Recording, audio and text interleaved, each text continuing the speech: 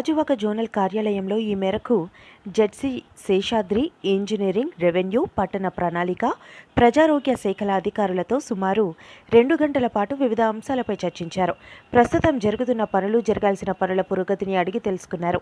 పనులు పూర్తి స్థాయిలో జరగడంలో నిర్లక్ష్యం తగదని సుతిమెత్తగా హెచ్చరించారు. అనంతరం ఎమ్మెల్యే మాట్లాడుతూ, కూటమి అధికారంలోకి వచ్చాక నియోజకవర్గంలో 250 కోట్ల మేర అభివృద్ధి పనులకు శంకుస్థాపనలు జరిగాయని, ఆ పనులన్నీ యుద్ధ ప్రాతిపదికన పూర్తి చేయాలని ఆదేశించినట్లు చెప్పారు.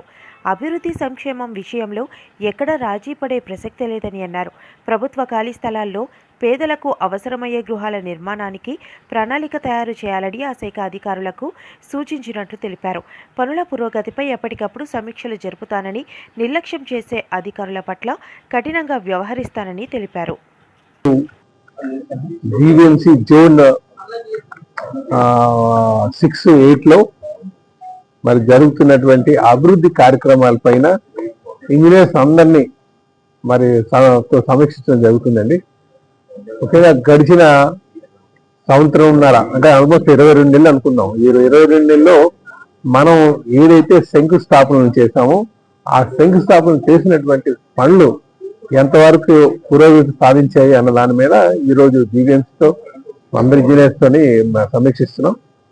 ఇందులో వాళ్ళకు ఉన్నట్టు కొన్ని డిపార్ట్మెంట్లు, వివిధ డిపార్ట్మెంట్ల మధ్యన ఉన్నటువంటి విషయాలని కూడా మా దృష్టికి రావడం జరిగింది.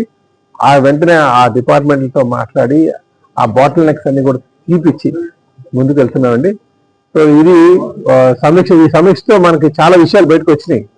అంటే కొన్ని కాంట్రాక్టులు ముందుకు రాకపోవడం, కొన్ని వచ్చి ఎలక్ట్రికల్ సమస్యలతో ఉండిపోవడం, కొన్ని ఆ ప్లానింగ్ సెక్షన్ మనకి వాళ్ళు క్లియర్స్ ఇవ్వకపోవడం వల్ల ఇలాగ అనేక విషయాలు బయటకు రావడం జరిగిందండి. ఇవన్నీ కూడా సమీక్షించి త్వరితగతిన ఆ శంకుస్థాపన చేసినటువంటి పనులన్నీ కూడా పూర్తి చేయడానికి ఈరోజు చెప్పాలంటే మనం సుమారు 250 కోట్ల వరకు కూడా మనం చేసాం శంకుస్థాపన.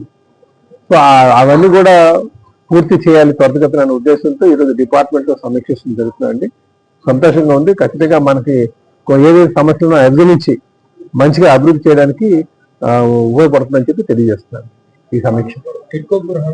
అలాగే మొన్న టిడ్కో గృహాల మీద కూడా ఇప్పుడు చెప్పడం జరిగిందండి.